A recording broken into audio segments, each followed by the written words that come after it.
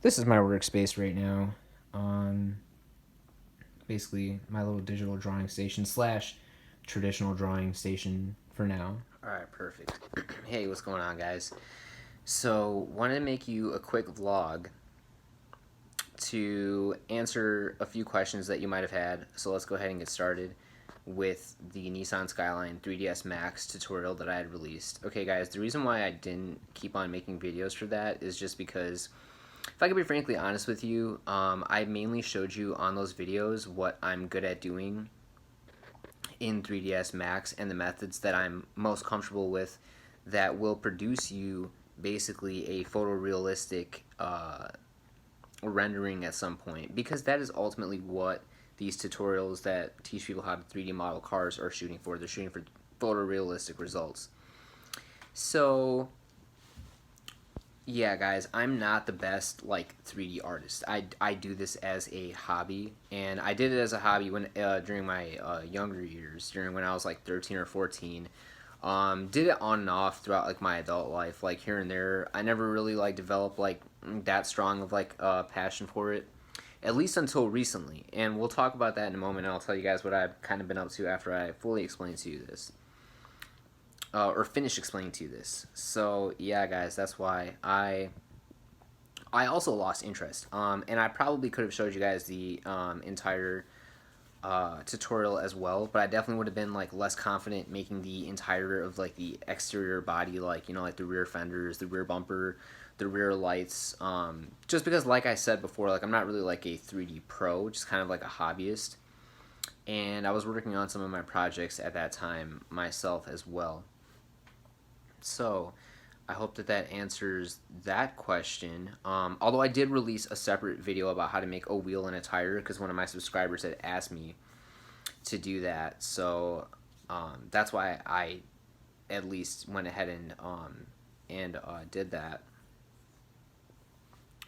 Okay, so what I'm doing now. Okay, guys, so these days I'm actually not doing 3D art. I'm actually using a Wacom Intuos, and I'm practicing digital painting as well as traditional painting, as you guys had seen, or not traditional painting, but traditional drawing and color pencil usage, as well as maybe painting traditionally, if I feel like it.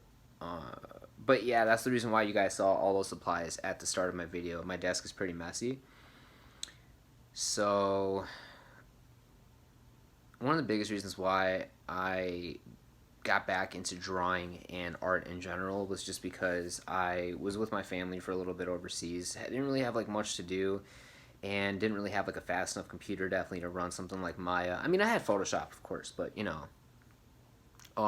before I knew it, you know, I ended up grabbing like a pencil and a piece of paper, and I was just, you know, drawing stuff.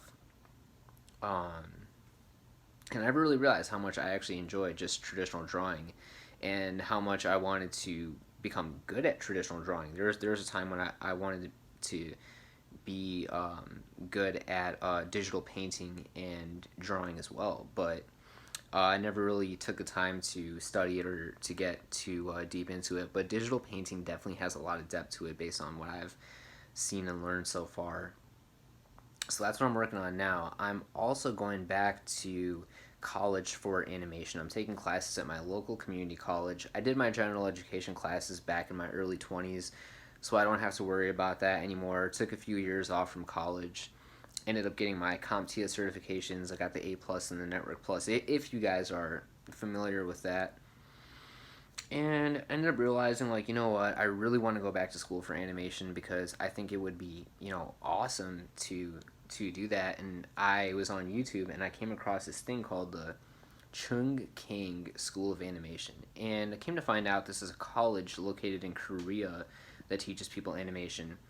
And some of the animations that I've seen on YouTube that these guys put out is like amazing. I'm like, wow, you know, I want to make something like that. And that is more of a traditional cartoony animation, of course, but I think that that's really cool. So it inspired me a lot, honestly. And I ended up also actually signing up for a course on, or through Animation Mentor, which I am so excited about. I can't even like put it like into words. Like, I'm so happy that I'm going to be going to Animation Mentor. But I'm taking one class from them, at least right now. and it's called 2D Animation for Beginners.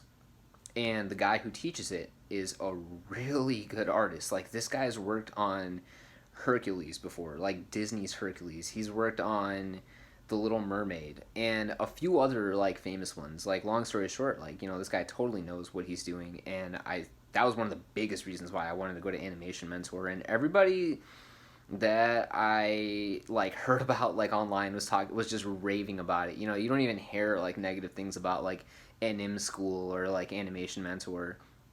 So super excited to be going there.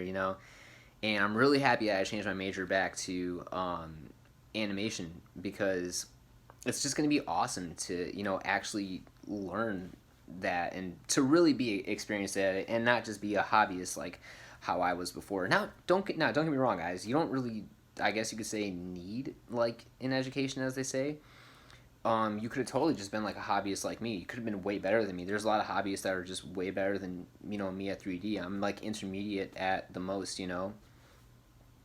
And yeah, I got into like car modeling during my younger years because I became obsessed with it, kind of like how my viewers are, with just being able to produce a photorealistic rendering of a 3D modeled car, basically, right? Like how you see those people in the tutorials doing, and you realize like, oh, this is actually harder than I thought it was going to be.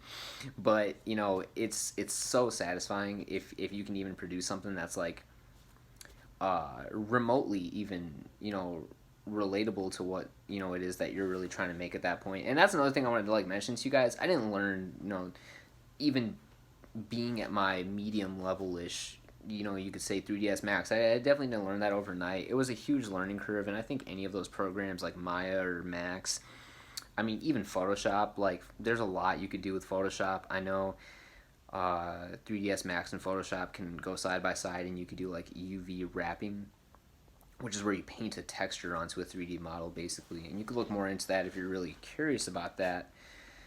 But yeah, guys, that was basically, I want to say, everything that I wanted to talk about. There was one more thing, actually. The last thing I wanted to talk about was a tutorial called the Joan of Arc 3D tutorial. Now, if I could be totally honest with you guys here, I think that this is one of the best written 3D tutorials possibly ever. Like, it's so detailed, and it's free. The last time I checked, now also the last time I checked was maybe like 10 years ago, but it's an amazing 3D tutorial about how to fully model like a weaponized female character from like the medieval ages, if I was just to take like a rough guess, and basically make her clothes, her weapon, and just an overall amazing looking model by the time that the person's done with it. The only thing I have to say, and the reason why I bring up the Joan of Arc 3D tutorial, I encourage everybody to check it out still. If they can check it out, you will learn a lot, and you're going to become a better...